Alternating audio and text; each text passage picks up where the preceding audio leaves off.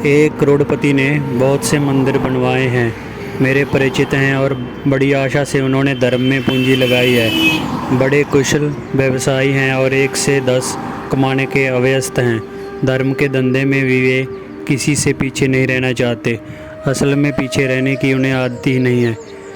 धन में पीछे नहीं रहे तो धर्म में भी पीछे कैसे रहें। इस लोक में तो आगे और ऊपर हैं ही, परलोक की व्यवस्था भी कर ली है। स्वर्ग निश्चित है, इसलिए वे निश्चिंत हैं।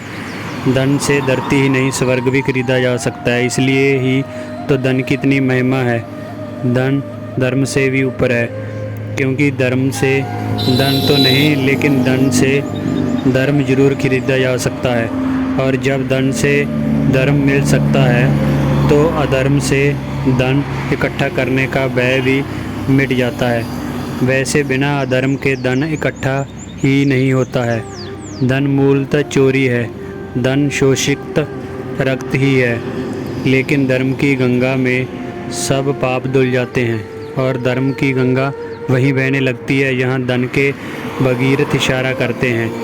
इस भांति धर्म ही अधर्म का आधार बन जाता है। लेकिन धर्म अधर्म का आधार कैसे बन सकता है? निश्चय ही ऐसा धर्म धर्म नहीं है। धन से खरीदा जा सके वह धर्म नहीं है।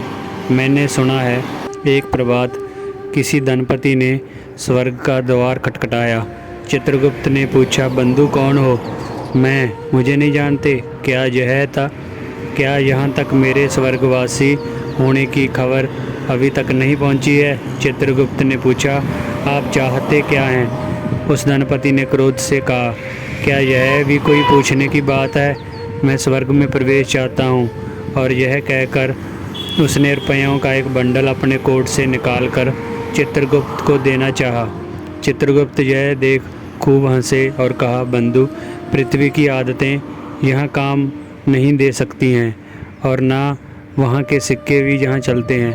कृपया कर अपने रुपए अपने पास ही वापस रख लें। किंतु इससे तो धनपति एकदम दरिद्र और दीन हो गया।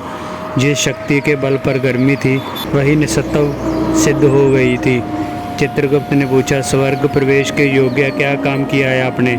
धनपति ने बहुत खोजबीन कर कहा, एक बुढ़िया को 10 पैसे दान में दिए थे। चित्रगुप्त ने तुरंत अपने सहकारी से पूछा, क्या यह बात सत्य है? सहकारी ने कागजों को देखभाल कर कहा, जी हाँ, यह बात सच है। चित्रगुप्त ने धनपति से पुनः पूछा, इसके अलावा और आपने क्या किया है? धनपति ने फिर याद करके कहा, एक अनाथ लड़के को 5 पैसे दिए थे। सहकारी ने कागजों में खोजा तो यह भी बात सच थी। चित्रगुप्त ने कहा, और कुछ? धनपति ने कहा, बस यही 2 बातें याद आ रही हैं।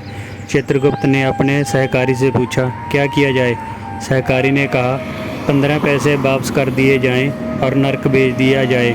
15 पैसे में तो स्वर्ग बहुत सस्ता है, लेकिन क्या और ज़्यादा पैसों में स्वर्ग मिल सकता है? पैसा तो पैसा ही है।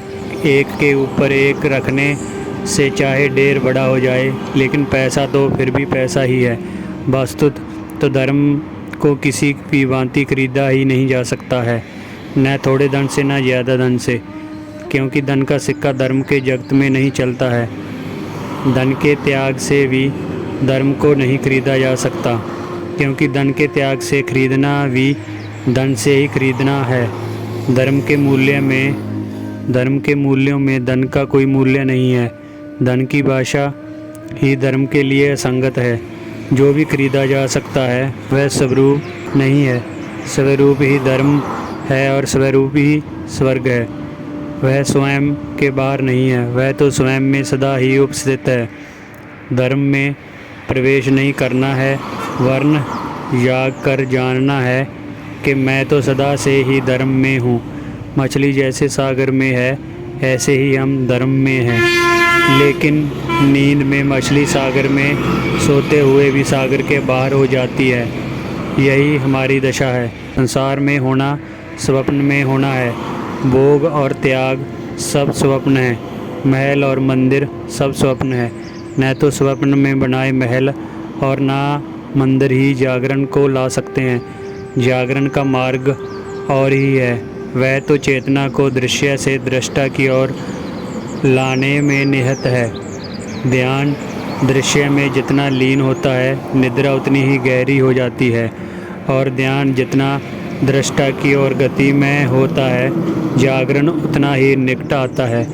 ध्यान जब अपनी समग्रता में दृष्टा पर आ जाता है, तब दृश्य और दृष्टा सब विलीन हो जाते हैं, और जो समग्रता शेष रह जाती है वही धर्म है।